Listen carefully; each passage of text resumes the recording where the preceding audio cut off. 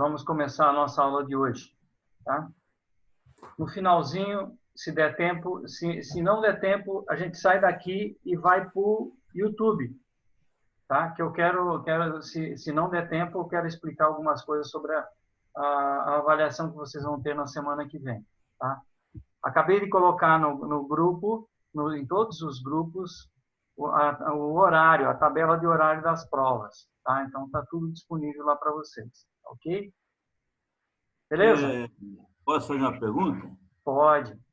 É que eu vi ali, bioestatística, do dia 23, nós vamos fazer dia 30. Sim.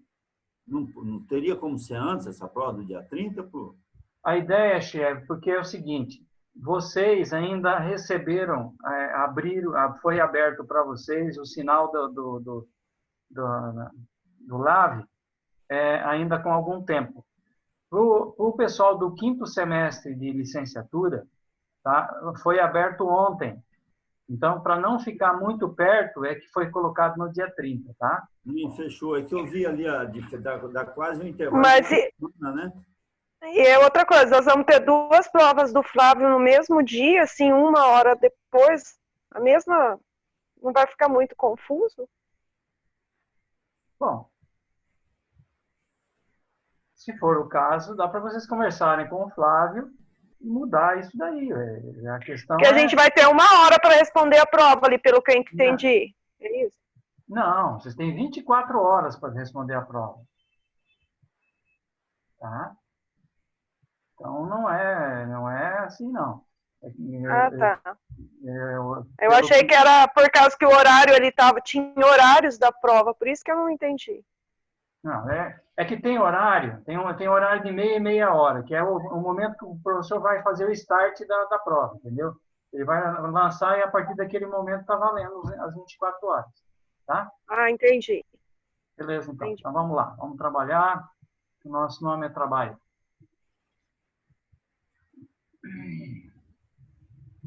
Bom.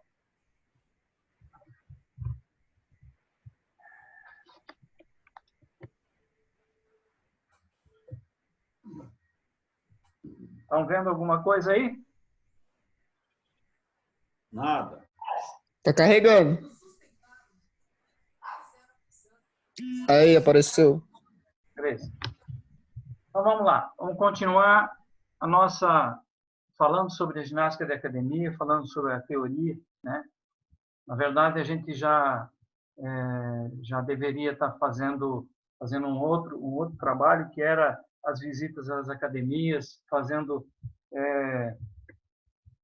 as vivências dentro das aulas práticas que cada academia tem, e para poder lançar isso daqui, porque aí eu queria fazer, no que eu tinha planejado, vocês iriam para as academias, sentiriam como é que funcionaria, como é que funciona em cada academia as aulas de ginástica, e posterior a isso, quando eu jogasse essas informações aqui, a gente iria trocar essas ideias, do que vocês teriam visto e do que deveria acontecer dentro das academias. E aí eu tive que modificar um pouco as coisas aqui, mas vamos lá, vamos tocar, né? Vamos em frente que atrás vem gente.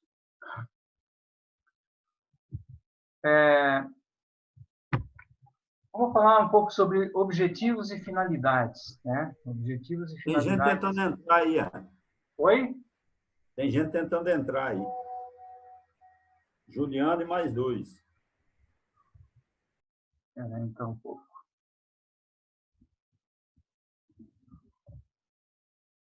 Juliano, Lucas. Bom, já está autorizado.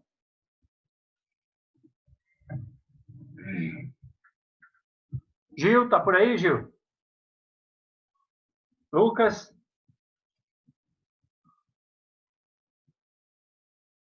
Bom, daqui a pouco eles se comunicam. Objetivos e finalidades, né? Na verdade, toda atividade que se fala, quando se fala em atividade de ginástica, a gente fala em treinamento funcional, tá? Treinamento funcional, seja ele a ginástica aeróbica, seja ela A ginástica laboral é funcional. Por quê? Porque é uma atividade que nós vamos preparar a pessoa para o dia a dia dele, dentro na vida dele, tá? Então, isso é primordial que a gente tenha como parâmetro isso daí, tá?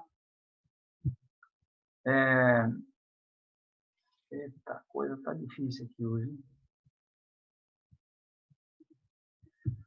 Bom, quando se fala em treinamento moderno de academia, né, seja o tipo ou modalidade que for, devemos em mente ter que a gente tem que treinar as funcionalidades musculares da pessoa.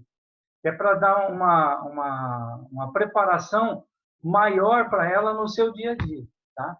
Então, além de todas as finalidades que a gente vai ver aí daqui a pouquinho, tá? Essa questão da funcionalidade, ela é muito importante durante as aulas, principalmente nas aulas modernas de ginástica hoje, tá?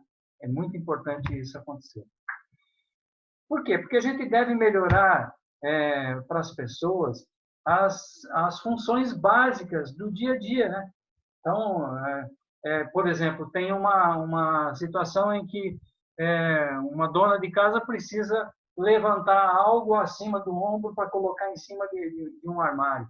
E, geralmente, esse movimento, a gente não treina ele no dia a dia, a gente não prepara ele. E as nossas aulas, elas devem estar preparadas para dar essa funcionalidade para as pessoas, né? Qualquer indivíduo que pratica esporte, tá, e deseja melhorar a sua saúde e desempenho, precisa de um programa de treinamento que prepare ele para os rigores do dia a dia e os movimentos do esporte, tá? Rogério, como sempre, chegando atrasado, né? O duro é chegar atrasado em casa, né? Isso é que é mais difícil ainda. Mas vamos lá. Prepare então para... Paulinho, não é defender, não. Eu estava tentando, a gente estava na aula da professora de natação e eu estava tentando entrar também aqui, aí eu não estava conseguindo. Você não estava mandando o convite. O Rogério também mandou no grupo ali, ele não estava conseguindo entrar. Não sei se foi isso também. Não, tá bom, tudo bem. Eu vou compreender isso. Não, que a gente estava na aula de natação agora há pouco participando, aí nós... Tá? Uhum. Melhor, beleza. Eu não sou formado em Direito ainda não, mas tá só para... Tá legal, tá legal.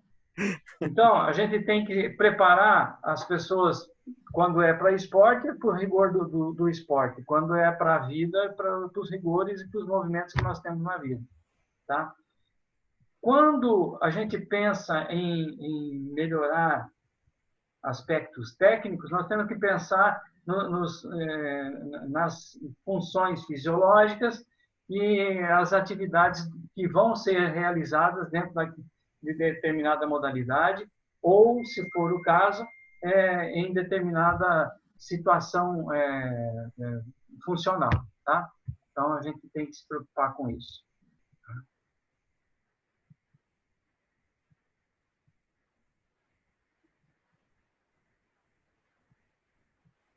Bom, é raro encontrar um esporte ou uma atividade atlética que não envolva essas 4 situações: postura, equilíbrio, estabilidade e mobilidade, tá?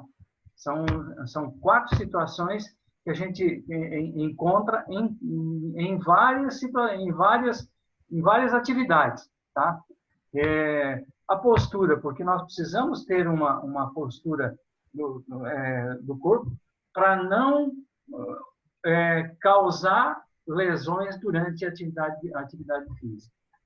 O equilíbrio ele é importante também para não permitir que ocorra quedas, enfim, para que a pessoa não tenha uma perda de funções por falta do equilíbrio, tá? A estabilidade e o equilíbrio estão muito próximos, mas também é importante. E a mobilidade é tudo aquilo que faz com que cada articulação se movimente de forma mais tranquila e mais saudável. Tá? As maiores atividades do dia a dia, é realizada em pé, sobre os pés, com flexão, extensão e rotação do corpo. Então, nós temos lá, a pessoa está em pé, tá? Com flexão de segmentos, com extensão de segmentos e com rotação, né? Rotação do corpo, rotação da mão, pronação, supinação, etc. E tal, tá? O treinamento dessas funções ajudará a melhorar o desempenho e manter a saúde. Quanto com mais facilidade eu realizar determinados movimentos, maior e melhor será o meu desempenho, tá? E menos suscetível a acidentes ou até a lesões que eu vou estar exposto, né? Então, quanto mais eu preparar essas articulações, melhor e mais saudável eu vou estar, né? Alguns benefícios da atividade física moderna ou da ginástica, né, de um modo geral. Em todas as atividades são necessários vários componentes, mas esses três, eles são extremamente importantes no dia a dia: a força, a velocidade, a agilidade. Esses três podem ser resumidos numa palavra simples, que se chama potência. Para você ter potência, você precisa ter força, você precisa ter velocidade e você precisa ter agilidade. É possível a gente trabalhar dentro de uma aula de ginástica a potência? Claro, claro que é perfeitamente normal você desenvolver a potência. Só que na hora de ser trabalhado, nós temos que trabalhar ela individualizado. Nós temos que trabalhar, por exemplo, força de perna, força de braço, força de abdômen, força de dorsais. Nós temos que trabalhar individualmente cada grupo muscular a força. A velocidade, como nós vamos melhorar isso? A velocidade de reação, a velocidade de execução de um movimento, a velocidade do corpo em deslocamento no espaço, tá? A agilidade, como nós vamos trabalhar isso? A agilidade, para entender bem, é a velocidade no tempo, tá? Então, é a reação, é a ação de você fazer um movimento com bastante velocidade. E essas três qualidades físicas, elas são partes, né? São partes de uma outra qualidade física, que é a potência, tá? À medida que você estuda a atividade física, você percebe que a existência de um componente sem o outro se torna extremamente limitado. Então, não dá para você pensar em potência sem velocidade. Não dá para pensar em potência sem força. Não dá para pensar em agilidade, não dá para pensar em potência sem agilidade. Porém, para falar em agilidade, nós precisamos falar sobre velocidade e tempo. Tá? Para falar em força, a capacidade de deslocar um determinado segmento num determinado tempo. E a velocidade é a capacidade de deslocar um segmento ou o corpo em um espaço dividido pelo tempo, né? Então, tudo isso cada um tem a sua função. E nós temos que trabalhar isso separadamente para poder alcançar os objetivos finais que nós queremos. Se nós queremos trabalhar na ginástica a potência, nós temos que trabalhar a força, a velocidade e a agilidade separadamente. Depois, a gente chegar até a potência, tá? Bom, essas finalidades foram para explicar um pouco sobre cada qualidade física daquela, tá? E na ginástica moderna, tá? Nós temos muitos profissionais que são criativos, né? E eles criam determinadas atividades e põe uma nomenclatura diferente para chamar a atenção, né? Algumas academias, em nome de uma suposta criatividade, tá? E luta desesperada aí para conquistar clientes, né? Inventa de tudo, mistura vários tipos de ginástica, umas até dão certo, outras faltam fundamentação teórica em algo mais concreto. O que falta? Então, por exemplo, às vezes o cara cria lá ginástica localizada de abdômen, tá? E aí ele trabalha o abdômen de uma maneira acentuada, mas esquece de se preocupar com a fundamentação teórica que possa fazer com que aquele segmento corporal obtenha resultados. E aí ele acaba exagerando, extrapolando um pouco na medida. E provocam situações adversas aos objetivos da ginástica. Tá? Uma dessas criatividades, o cara vai lá e cria super aula de abdômen, com duração de 30 a 45 minutos, tá? E aí ele lança isso e coloca a pessoa para fazer aquela atividade, tá? Só que ele não se preocupa em colocar situações criativas que melhorem a motivação daquela aula. E aí, o que acontece? Com o passar do tempo, as pessoas vão começando a se cansar daquela atividade, porque começa a ficar muito repetitiva. Tá? E aí as pessoas vão se cansando e acabam desistindo daquela atividade em função de uma falta de motivação ou até criatividade para manter aquela atividade em alta. Né? As pessoas acabam perdendo a motivação por causa disso. Né? E se torna muito repetitivo. Tá? E a aula realmente vira um saco. Né? Uma aula pode se resistir, tá? Pode resistir até há muito tempo, mas conta com uma grande rotatividade.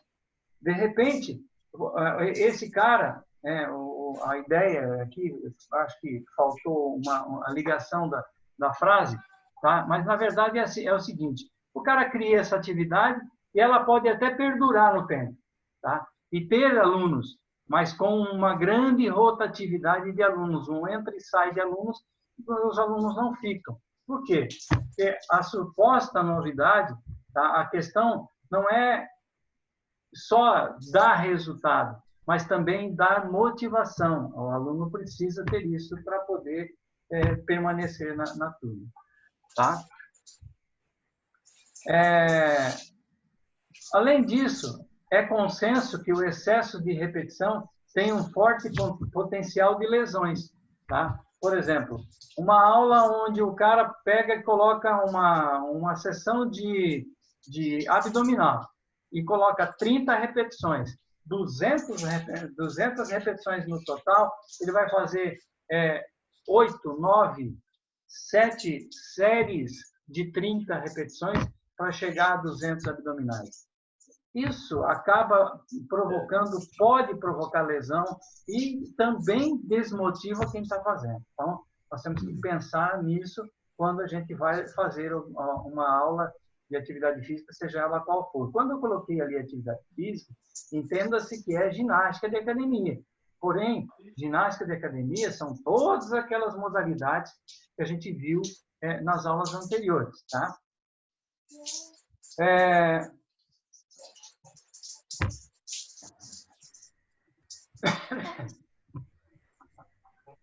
O grupo muscular abdômen responde ao treinamento tradicional objetivando força, resistência muscular localizada e hipertrofia. Tá? Nós podemos hipertrofiar o músculo abdominal? Sim. Através de quê? Através da força, da resistência muscular localizada e dos exercícios de hipertrofia. Tá? O abdômen é uma parte do corpo que incomoda muito. As pessoas se preocupam muito com o abdômen, tá? Entretanto, não é obrigatório um tipo tanquinho para que as pessoas tenham uma vida mais saudável, tá?